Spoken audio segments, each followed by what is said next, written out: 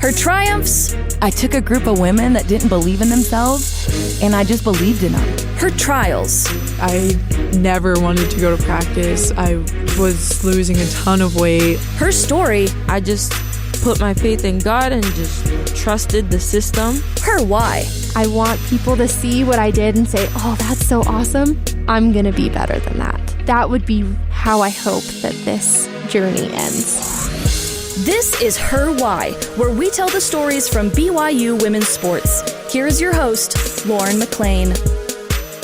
We're so glad you've joined us for Her Why, where we celebrate the women who make BYU sports great. And joining us now is former BYU gymnast and queen of the Barbie Girl routine, Rebekah Bean Ripley. Thank you so much for being here with me, Rebekah. I'm so happy to be here. Thanks for having me. Or Bean. Or Bean. We just talked about this, and I want you to tell everybody. So some people call you Becca, but some people call you Bean. Where did Bean come about? Obviously, it's your maiden name. Yeah. But why did you want people to call you that? So I was always called Bean on my gymnastics team growing up. And then a lot of people called me Rebekah in high school. But when I came to college, I kind of wanted to do like a rebrand and just go by Bean, because every time I've introduced myself as that, people remember it more. And I think it's fitting. And so that's why I go by Bean. I love it. So when you were a gymnast at BYU, would they like introduce you as Bean? No, but that would have been cool. That would have been amazing. I should have asked them to do that. They probably would have done it if you asked them. Missed opportunity. You were a gymnast at BYU from 2019 to 2023. Yeah. And now you are a content creator with over 155,000 followers on Instagram. Yeah. Whoa, that's crazy. What does a day in a life look like as a content creator? You know, it's honestly different every day. It's definitely been a learning curve, like deciding to make this be my job, you know? When I first did the gymnastics, the Barbie routine is kind of when I started getting a following on social media.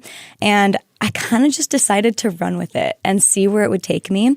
And like I said, every day's been different, but a day in the life, I guess, looks like I wake up, I usually eat my breakfast, and then I go to the gym, I go to Vasa, and then I coach gymnastics as well. And then usually either before or after I coach, I'll do gymnastics in the gym that I coach at, and I'll put my little tripod up, put my phone on, I'll film some videos. Sometimes it's an educational video about gymnastics. Sometimes it's about like your mental health in gymnastics. And sometimes it's just me playing around. But it's really, really fun. And I feel really lucky to be able to do what I do. So who are the type of followers that you have? Do you have a lot of girls and women that are gymnasts or used to be gymnasts? Yeah. Like, is that mostly your following? Yeah, actually, it's a good mixture of both. A lot of my followers are young gymnasts, which is why I really, really love being able to do this as a job, because I do really feel like I can make an impact on these young gymnasts, you know? Like, I've gotten so many messages from, I don't know if I tore my ACL and my meniscus in my knee so many times. And I've had so many young gymnasts and moms of gymnasts reach out and tell me, like, I've made a huge impact in their daughters' lives, or like I've given them hope. And it just makes me so, like, it feels very rewarding. I feel very lucky to be able to make that kind of an impact. So cool. And you also recently worked on a short film. I did. Can you tell me a little about that project and how you got involved with it? Yeah, so all of my friends from BYU doing advertising at BYU, we all continue to work together because we love it. And my friend, he's the writer and director, and we just kind of like to keep doing these passion projects together, and it just makes me fun. It's definitely a hobby and a passion project, but I don't know, maybe one day I could get paid for it. Sorry, I touched the mic. What was it like? Because just in this little time I've spent with you, you seem like you're very charismatic and that you don't really thank you. get nervous in front of the camera. Was it kind of nerve-wracking doing that project? Were you one of the actors in it? No, I wish. You just were on the production side. Yes, which is so interesting because I love being in front of the camera. I was like, you need to be in front of the camera. It's actually my dream to be an actress, let me just say. But for these projects, we've actually done 3 short films together, and I've worked as the production designer and the art director. Wow. Just all the behind the scenes stuff. That's what I did at the BYU Ad Lab, is I worked as an art director. And it's just making sure the scene looks set, making sure it looks pretty, working with the actors and actresses to make sure they look ready. And yeah, it's really fun. And you've always had a love of art. Is Love that it. right? Oh my gosh. Like creativity, it just makes me so happy. And I feel like I can put that in, every different area of my life. I can do it in the production side of things and content creation. And I don't know, painting. I love to paint too. Yeah, I was going to ask you, what's your favorite kind of art? Is it painting or just like any kind? Probably just any kind, honestly. I don't know if you would call it art. I call it art, but probably dancing. I love to dance, and I guess that's where the gymnastics comes into. I love moving my body. Well, you are very, very good at it. You were so much fun to watch when you were a gymnast at BYU. Do you see yourself pursuing more things in film and production and things like that as you move forward? I hope so. It's something that I am really passionate about, and it's really fun. I feel like anytime I'm on set, I just feel at home with other creatives, and I definitely want to pursue that. What is some of the content or projects that you're working on right now? I don't know if I'm allowed. Oh, no, I am allowed to say.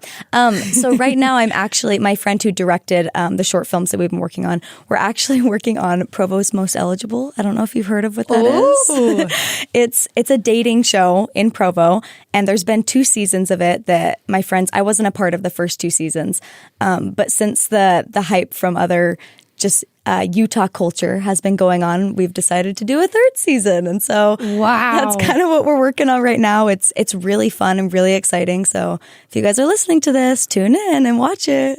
That is incredible. What goes into that? I'm so curious because clearly you have to find the person that's going to be. I mean, I can't take a lot of credit for that.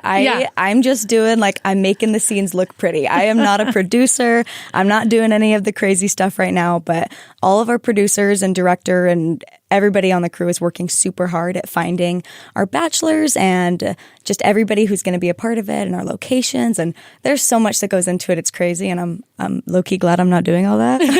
You're like, I'll stick to my lane. Yeah, I'll stick to my thing. That's really cool, though. Obviously, you're so creative, and you've already mentioned that you love that you've been able to help so many people's lives. How would you describe your approach to creating content, whether it's for yourself or for a client or whatever it may be? I mean, when I'm doing it for myself, the way that I have to look at it is I kind of have to say, it's not that serious, because I don't want it to become something that's overly stressful. Like, obviously having a following can be stressful, and I feel like there's pressure, but I kind of have to breathe and be like, it's not that deep. Just make content. The only thing that I can control is making the content. I can't control how many likes it gets, how many comments it gets, or anything like that. So I really just have to focus on making good content and let it go. See what the world has to offer after that. I think that's a really good perspective, because mentally having that many followers could kind of start to mess with you, right? Because you start to care so much about what other people think. So was that kind of your way of separating that? Like by telling yourself, this isn't a big deal. This is just for fun. Yes. Well, and I am very, very lucky because my followers are pretty much all supportive and kind. I know there's a lot of people that get a lot of backlash on the internet, and I'm really lucky to not be somebody that gets a lot of that. I mean, at least not right now, but I get a little bit of that, but it's more so that I can create content for fun and continue to enjoy it, So I got to make that distance from it. Yeah, makes sense. Yeah. What would you say are some of your tips for someone that wants to create a social media presence like you have? Just start. Like I said, it's not that serious. Just post that video. You've been thinking about it. Just do it. You're literally never going to know what's going to come of it if you don't try. And all of my friends, I always tell my friends, everybody should be trying to make money on social media. Yeah. If you're capable and able to, why not try? Right. Worst thing that's going to happen is you're going to post that video and no one's going to see it. Oh well. Who cares? And it's just fun. I think that's great advice. What are some of the projects in your social media career that you're especially proud of? Ooh, that is a good question. Honestly, probably just continuing with gymnastics. It was kind of a weird transition after graduating. There's this whole loss of identity moment. Who am I without this sport? What am I? What am I going to do? And it took a long time to be like, you know what? I can still do it. Even though I'm not doing it at a collegiate level, it's something that I'm still so passionate about, and it's something that I want to keep sharing with the world, So I'm really proud that I've been able to continue doing that even when I don't have a coach pushing me to do it. It's just all on myself. I would say that's been really fun and challenging, but definitely something I'm proud of and want to continue.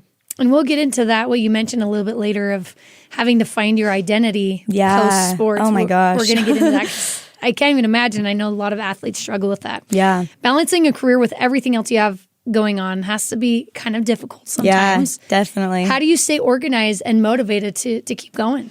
I'm not going to lie. Some days it's hard. Being your own boss, it's really, really difficult. You know, there's nobody saying, hey, you need to wake up at 6 and you need to go to morning weights. Nobody's telling me what my schedule is and what to do. It's all self-motivation, which there was a good period of time where I really felt like just down on myself. I didn't know what I was doing. I felt really, really lost and confused. But just writing down my goals and dreams and just kind of starting like one little thing at a time. And that's honestly kind of where it's gotten me now. But it definitely was not easy, and I'm still learning so much as I go. But just one day at a time. And you got to stay self-motivated. That can be hard. Yeah, it's really hard. You're kind of your own boss. You make your own schedule. And I think that would be a difficult thing to do. And I do think a really important part of that is I have a really, really great support system. My husband is super, super, not even just supportive, but helps me try to achieve these things. You know, sometimes he's the man behind the camera. Cool. He's helping me in the areas that I need help so that I can pursue this, which makes me very grateful. Let's go back to your iconic Barbie Girl routine. Let's do it. My gosh, it was amazing. You mentioned that was part of the reason you gained a huge following. Yeah. Do you remember how much it jumped? Like when you look back, how many followers did you gain because of that routine? It was crazy. I posted it. Well, before I even posted anything, I probably gained about 10,000 followers on TikTok and Instagram. I didn't start YouTube until just the beginning of this year. But then over time, as I started posting the videos, probably just from that Barbie routine, I got up to like 80,000 followers or something like that. Yeah. That is incredible. From that one routine. So let's dive into it a little bit. What inspired you to choose that song and character for your routine? You know, it was actually my friend. Her name's Aubrey. We were in the gymnastics gym together playing around, and I was like, I need a new routine. I'm working on something that's like more hip hop, just kind of fun and upbeat. And she was like, oh, you know, my favorite routines are the ones with a theme. And I was like, yeah, but I don't know what I would do. And she threw out the idea to do Barbie. And I literally remember in that moment going, wait, I could definitely do that. Like, I'm 100% going all in with that. And I remember I went home and I started finding just different songs that I could mesh together from, we have Barbie Girl, we've got Diamonds Are a Girl's Best Friend. There's like a bunch of just like very iconic, like bubbly pop music. And I just felt so inspired. And also the way my body moves is I'm really sharp. And I was like, oh, I could do this Barbie thing. I could do that. And here we are. And we got it. And it was incredible. Did you choreograph it yourself or with help? I did. Wow. With Brogan Evanson's help as well. Like the way that I approached it was, you know, I'm thinking I'm going to choreograph the whole thing. And then there's holes, you know, where I'm like, I'm stuck here. I've got like these parts that I need. And, you know, we kind of collaborated and worked together to just finalize it and make it look really polished, which took a long time actually. I'm sure it did. It's a difficult routine. And you just nailed it. And I want to know the first time you had to perform that, because I mean, you basically choreographed it. You came up with the idea. It's very unique. Were you really confident in it, or were you like, oh boy, here goes nothing, you know? You know, it's hard to say because I was definitely very nervous, but not because I wasn't confident in the dance or the idea, but it was also because this was the first time I'd competed after 3 knee surgeries. Yeah. That was where most of it came in, because I'm the girl on the team that hasn't competed in 3 years. And I'm not just trying to come back and do a routine.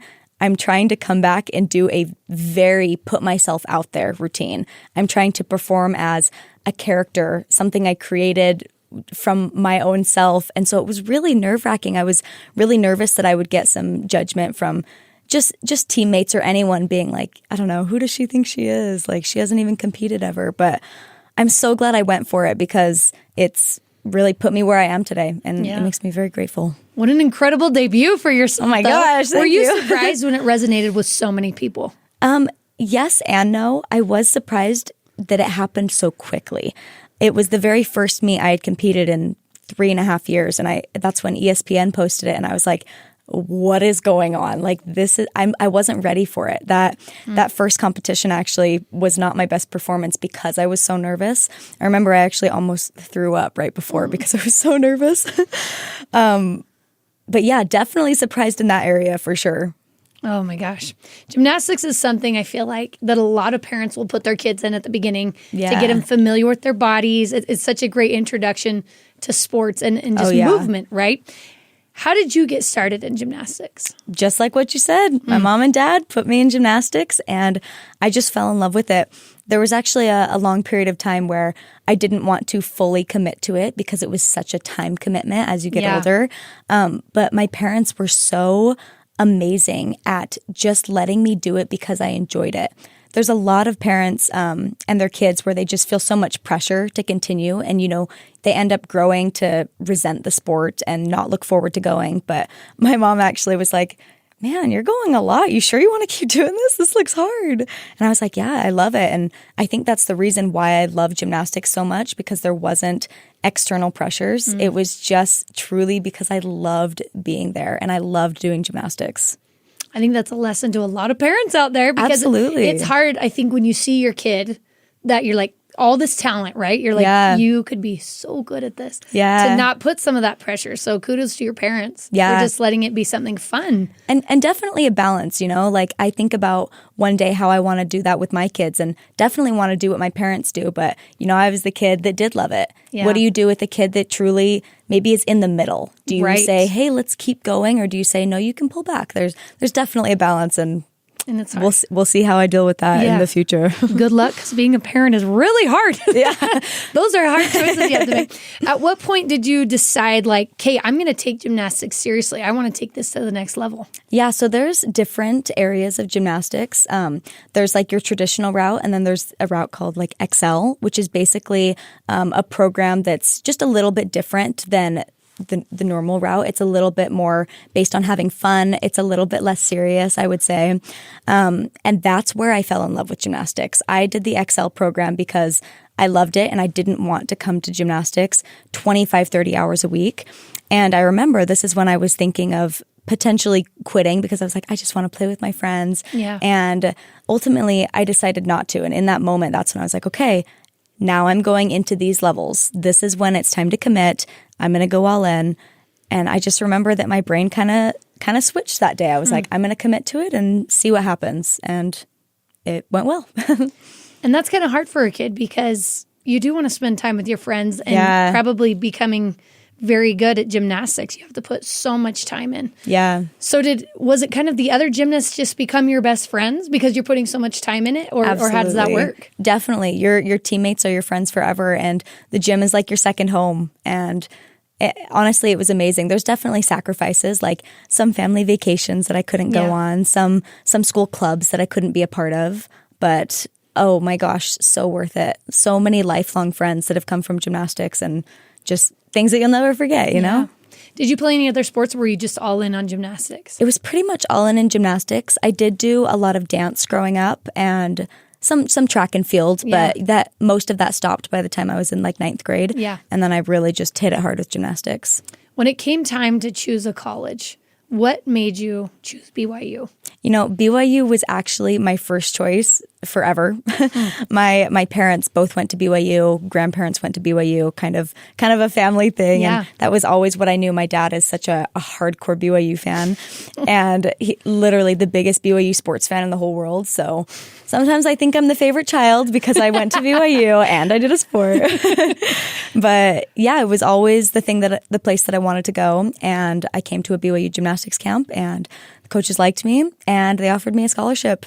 And I guess the rest is history. I actually came from a gym in St. George where they were more of a new gym. I was their first athlete to go to a college. So there was a lot of learning. I didn't know a lot about the recruiting process and kind of how to go about it. And I do think a lot of that was luck that I was able to come to a camp and get the attention from those coaches because I didn't really look at a lot of other schools. I had some visits with SUU and just other communication with other schools, but I really put all my eggs in one basket and I got really lucky just not knowing what went into it as an athlete. Looking back, there's a lot I would have done differently just to go to other colleges to see like what their recruitment looks like, see what the campus looks like. But I would never change the fact that I came to BYU. Yeah. I just think that a lot of that was luck, and I'm very grateful for that. And hindsight is 2020, right? Hindsight is 2020. You just live and learn. You mentioned the rest is history. Let's talk about that history a little bit of BYU. You had some tough moments here at BYU, especially with injuries. Yeah. What was that experience like for you, both physically and mentally throughout your career? The only word that comes to mind is just heartbreaking. Like, all your dreams come true. I came to the school. It was my dream forever. College gymnastics was always a dream, and I finally did it. And I remember I trained my freshman year, and actually when I came to BYU, the first thing they told me before I even stepped foot in the gym was that I had to quit because I had a back injury. And it took the entire summer. I was absolutely devastated. I thought that I would never do gymnastics again. And ultimately I had a bunch of doctor's appointments, and they ended up clearing me, but it took the whole summer. And I trained that year. As a freshman, I made lineup in 2 events, and I was competing, and only 4 or 5 meets into the season, and I tore that ACL. And surprisingly, it hurt for like 20 seconds. And I was like, I'm good to keep going. Yeah. But when I heard the news that it was an ACL tear and that it would be a year recovery, I was heartbroken. And right after that, I was heartbroken, but also super determined, which is one thing that I did want to talk about is expectations when it comes into an injury recovery, because I went into this being like, I'm going to defy all the odds. I'm going to be the best athlete ever and recover in half the time. And oh my gosh, it was so unfair to myself. I set myself up for failure. I expected to do better than what everybody else does, which is just unfair. And ultimately, it took me the full time to recover, and I didn't make it in time for the next season because it takes a year to recover, which put me in the middle of the second season. And then right after that, I tore my ACL again. And that was when I was really heartbroken. I just couldn't believe that I had already missed 2 seasons and I was going to miss a third because I needed to recover from the same thing and do it all over again. And then I finally recovered from that. It took about 1.5 years for the second one, just to fully get back to sport, because that second tear is a little bit more literally wear and tear on your body. Yeah. And I finally recovered and made it back into a lineup where I actually did debut my Barbie routine one time. And then the next day I tore my meniscus in practice. Oh my goodness. And so it was another recovery. And when I recovered from that one, it actually put me in summertime, which the rest of my injuries I had to recover through summer. So I never had that preseason to get ready to compete. So after the meniscus tear, this was my first time to have a preseason, which made the difference of the world. I actually had time to keep up with everybody else and not feel like I was just playing catch up the whole time. Yeah. But yeah, finally recovered from that. And, I got that clunky knee brace. She's my ride or die. And, the thing that I did there was I tried to take, easier said than done, but tried to take away those external pressures and just really focus on enjoying the moments I had left with gymnastics, whether it ended good, bad, or ugly. Even if I had another ACL tear, as much time as I had left, I was going to enjoy it. And so that's what I did. And ultimately, I think it made me healthier physically and mentally. And then I had a full gymnastics season, which was crazy. I could not believe that I got to compete every single meet. It was like a dream come true. Wow. And this was all on the same knee? All on the same knee. I know, it's so annoying. Your poor knee. Oh my gosh. She's doing good now, though. Good. I'm so glad. What advice do you have for people and your followers that are going through similar things, and hopefully not to that extent, right? 3 injuries on the same knee right in the middle of your seasons. What advice do you have for those people that are struggling mentally and physically to get through it? It's so hard. There's so many things that I could say just about how to just recover physically and mentally, but you have to go through those pains and you have to feel your emotions. You can't push them down or shove them aside or try to ignore them. You really have to feel them. And then when it comes to, like I said, those expectations, have realistic expectations, but also goals, and really, really celebrate those little things. Like the first time you can straighten your knee all the way, or if it's your elbow or your wrist, celebrate those small victories and try to focus on what you can control. Because I remember that first ACL tear and a little bit of that second ACL tear, I was just focusing on everything outside, like what scores am I going to get? What are other people thinking of me? Just things that were not in my control that just, makes your brain spin and spin, and it's so stressful. But when I finally relaxed and said, I don't care what scores I get. I don't care what other people think about me. I'm just going to enjoy this for as long as I have left. That's when I felt like not just mentally, but physically my body was better because the stress from my brain was lessened and my body felt healthier. And so my advice would be to control what you can control and to really celebrate those small victories because they're not that small. Yeah. And that mental side, it's incredible the impact it can have on the physical side as well. Yeah, right? Crazy. When you look back at your time at BYU with those ups and downs, what would you say you're most grateful for? Oh my gosh. There's so much I'm grateful for. The first thing when it comes to just gymnastics in my body is I'm grateful for my body and for what it's capable of doing. And then I'm very, very grateful for everybody in my life who supported me through all that, especially my husband who, the first 3 years that we were married, he never even saw me do gymnastics, but he always believed in me and supported me. He came to every single meet, even when I didn't compete. My grandparents, they texted me that they watched every single gymnastics meet and kept up with all my teammates and all the scores, even when I didn't compete. My parents, They did the same thing. They always were there supporting me. All my friends, everybody was just so supportive, and that's definitely what I'm most grateful for. I couldn't have done it without everybody. We're going to take a quick break, but when we come back, Rebekah talks about how she's not only a gymnast and content creator, but also an author. This is her why. This is Lauren McLean. Last season on Deep Blue, we heard inspiring stories from many amazing BYU athletes, coaches, and personnel, including BYU quarterback Gary Bohannon, who's from a small Arkansas town, and how he went from Baylor to BYU and what it's like playing for his son. BYU quarterback Jake Retzloff talks about how one class prevented him from beginning his playing career as a UTEP minor and what it was like playing his last 4 games under tough conditions.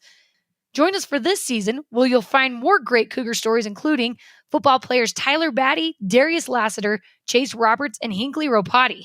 And BYU basketball head coach Kevin Young talks about how getting fired was a pivotal moment in his life and his journey to BYU. Catch Deep Blue on the BYU radio app or wherever you get your podcasts.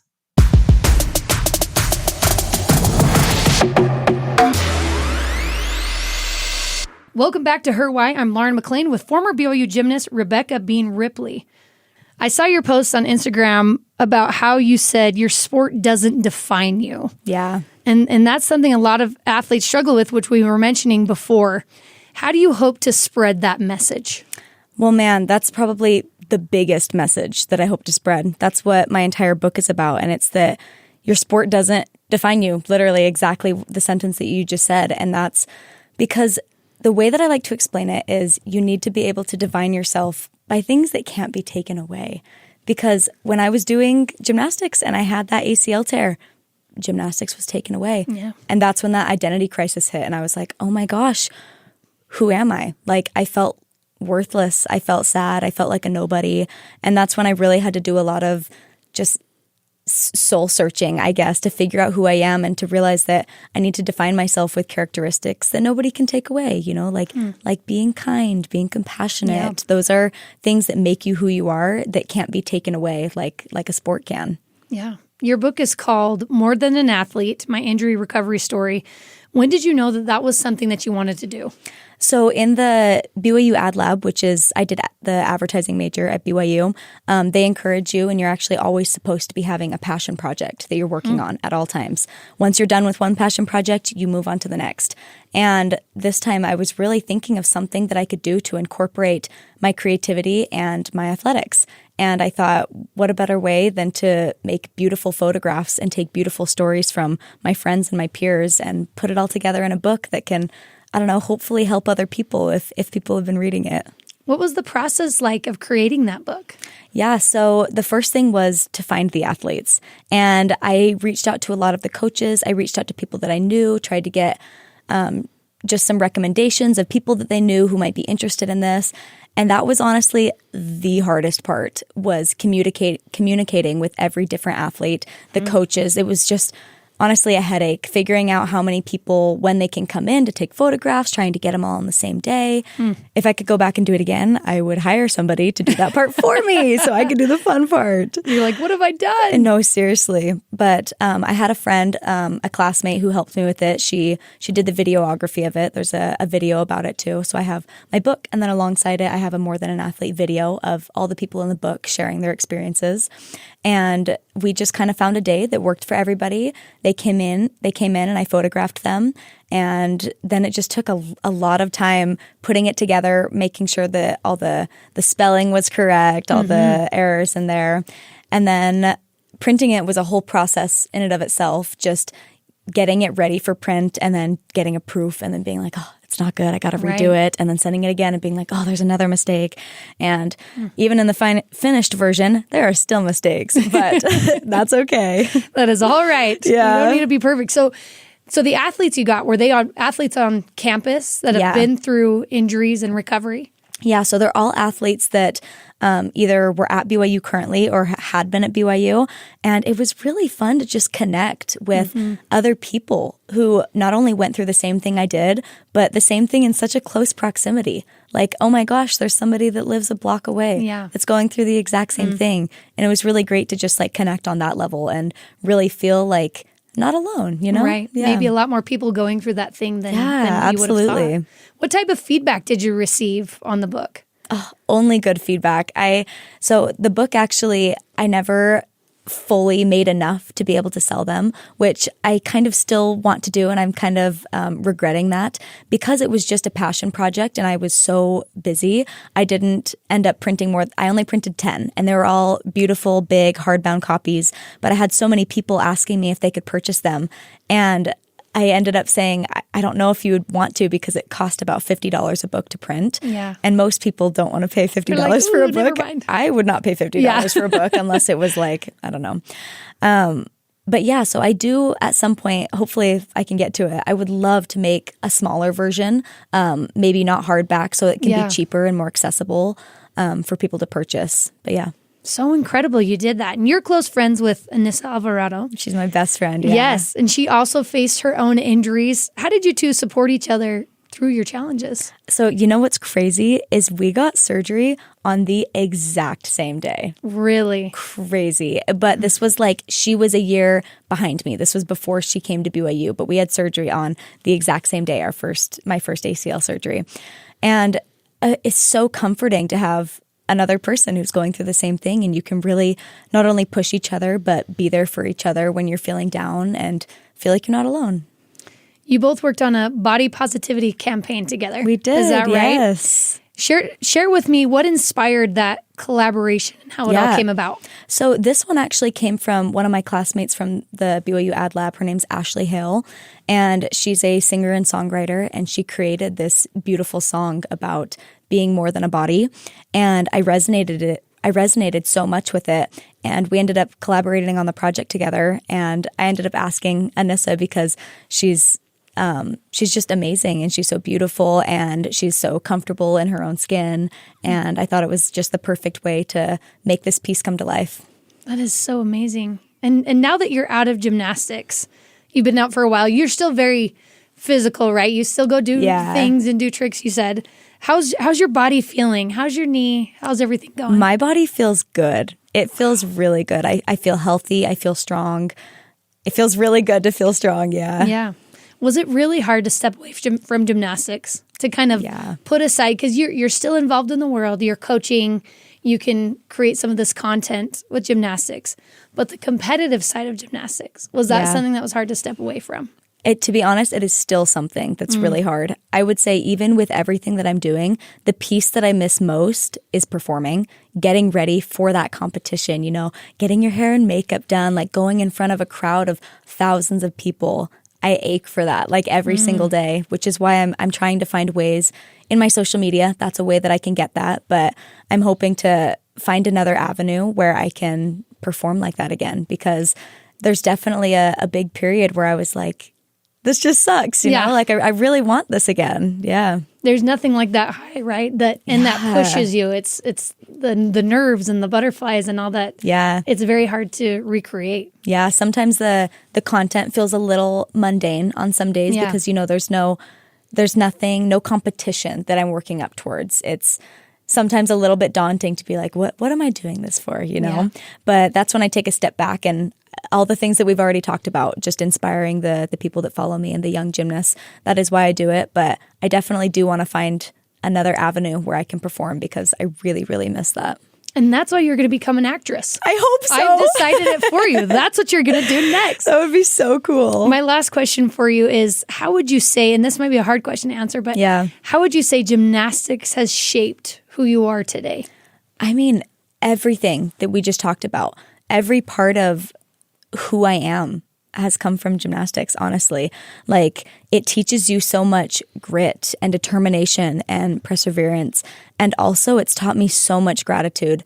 Like, I think that senior year when I finally had a gymnastics season, it was so much sweeter because I didn't have it for so long. It made it that much more amazing. And I've just learned everything from gymnastics. Honestly, it's been so challenging, but also so rewarding. And I wouldn't change anything about my gymnastics story. I'm here with Rebekah Bean Ripley, former BYU gymnast and content creator. Rebekah, or Bean. I want to call you Bean now. Call me Bean. Thank you so much for taking the time. You're incredible. I can't wait to see what you do next. Thank you so much. Thank you for having me. You bet. Thanks to Annie Robinson and Sydney Simpson for producing this episode, with senior producer Cleon Wall. Her Why is a production of BYU Radio.